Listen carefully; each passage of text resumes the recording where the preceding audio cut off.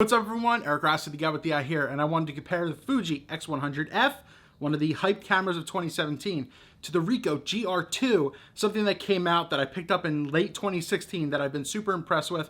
I just really wanted to talk about them real quick, break them down, tell you who's best for what, at what price point and everything, and just give you my thoughts on it as I do a lot of like urban street portable stuff.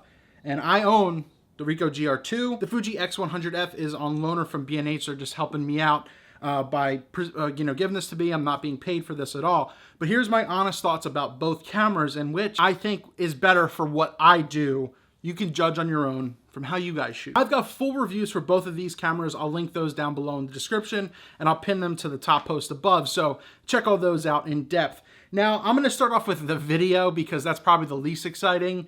And out of the video for both of these, don't buy these for video at all. If I had to pick, I'm going to get the X100F, the Plus for video because I just felt it looked a little better than the GR2, but you're not buying this for what it is. These are both crop sensor cameras, and what's crazy is the size and portability of these. As you see, the Ricoh GR2 is a super stealthy street camera. That's why a lot of people love it. I've got big hands, but the ergonomics of this are absolutely amazing. There's a lot of external options on this, so you don't have to menu dive a ton. The X100F is a bigger camera, but the grip on this is a little bit slippery compared to it. And while it is, pocketable, it's definitely larger than obviously the Ricoh is just because of the size factor alone. But there's different uses, I feel like, for these, for the same thing. So in regards to build quality, I actually like the Ricoh a bit better because of its size, its quick use, its portability and everything.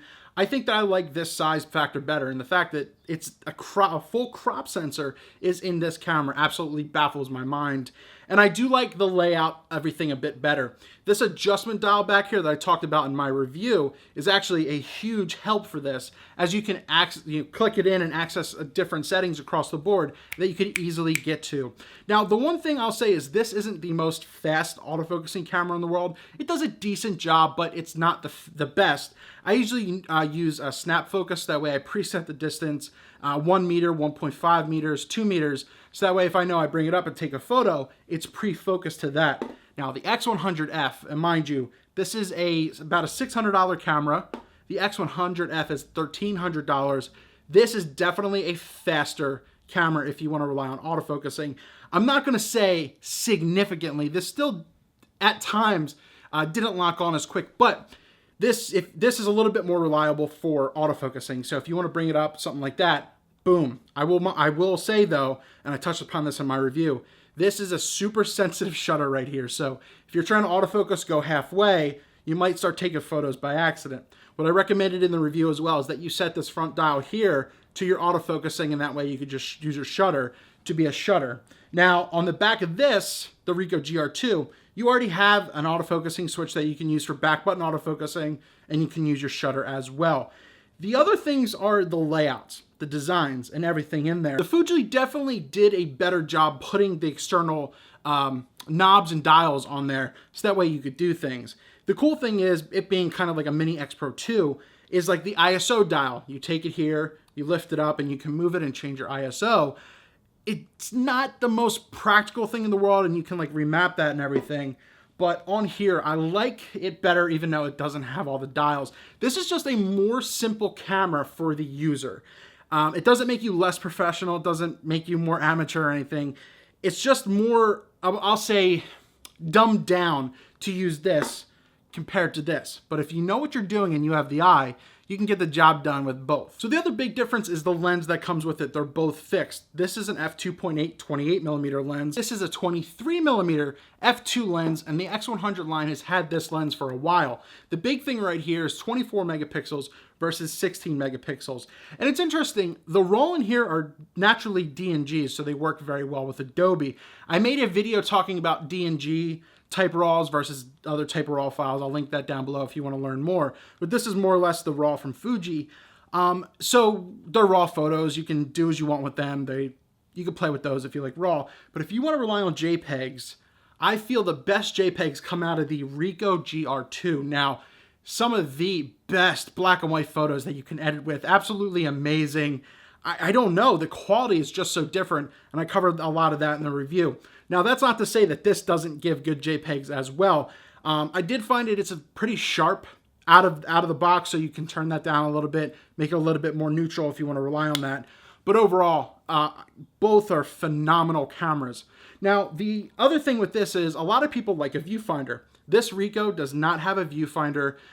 Naturally, you have to buy one, put it in the hot shoe. This has an EVF on the back right here. So you put your eye up to it, you can have it so that way when your eye's up to it, it can switch to this. When it's off, it's to the monitor. This EVF is pretty good. Now, this does have parallaxing to where it's not the most accurate. You have to compensate a little bit for it. So it can be a little bit hard to get used to at first, but I've had this for like a month now, and it works better. So the other thing that I like on this compared to something like this is the ease of use moving your autofocusing points with this little thumb dial right here. Let's see if I can show it. It's this thing right here. You can move your autofocusing point around, and that's absolutely the strongest feature. There are pros and cons to both, 100%. The lack of an EVF might be a throw off in the Ricoh GR II compared to the X100F where you have it in there. But yet again, $600, $1,300. This has essentially one dial up front, which you can map to do stuff, and it's mainly shutter speed. This has two scroll wheels, one on the front that you can map, one on the back. You have your exposure compensation dial. There's a lot of options for you that you can use and change and modify to work with how you're doing. The last thing I really want to cover is the battery life. And be it they look, this looks smaller, I say they perform pretty much the same.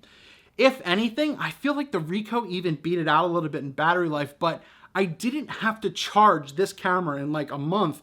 And I took this out, I did some video with it, I did photos all day in New York City, and it performed well. It didn't drain a lot. So the battery life is almost a dead even tie in that regards.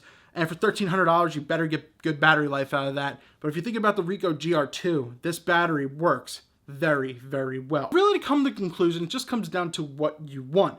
A more simplified camera with great high quality images comes out of the Ricoh GR II. But mind you, for $600, you're omitting some things. There's different layouts and things are more simplified. And the menu layout, actually, in both of these, I'm going to give a tie to. Maybe the Ricoh just goes a little bit because they're way more simplified. There's like 3 menus, not 48. Then you got to go under more. Very simple menu systems. Fuji and Ricoh Pentax are doing great jobs in regards to their menu systems. But $600, this camera's for someone. The other thing, this does have a flash. This doesn't have a natural flash onto this, but you're not buying these to use the flash, in my opinion. They both have hot and cold shoes, so that way you can get a flash to use on this. I did a video where I even used my Nikon flash on this, my Yongnuo, and it worked well on something like this. So you're not breaking the bank for something like this. $1,300 is a little hard to justify at times, but if you're into the Fuji line and everything, $1,300 is not bad for something like this. Personally, because of what I do, I've got DSLRs to cover my work. I don't necessarily need something like this. Heck, if someone gave this to me, I'd absolutely take it. But for what I do and how I like to shoot things that's a little more discreet and pocketable, I'd probably take the Ricoh GR II, but that's nothing to frown upon against the X100F. If I had to choose between both for myself, I'm taking the Ricoh, but that's not by any easy saying, ooh, this is a bad camera. This is a great camera. Even the other ones before this are phenomenal cameras. It just comes down to you and if you can justify it. The one thing I'll give Fuji, though, in this review is they have some of the best firmware updates that they constantly do. My back camera like that. So the best thing they do is that they continually put out updates, firmware updates for these cameras like it's their day job. They still do the X100 from years ago, and that is what you can get from a great company. So take your pick of both. If you have any questions about either of these, let me know down below. You might think I'm a little crazy for taking the Ricoh, but once again, we're not the same photographer, we're not the same user. I like this a bit better, but there are things to really love about the X100F. Which one would you want? Which one do you think would work better for yourself? Is there a downside to one over the other? Let me know down in the comments below. Let's open up a little bit of discussion about this. The best street camera, I don't know if I could say that there is. For myself and for the value, I'm taking the Ricoh GR II, but the X100F is not far behind whatsoever.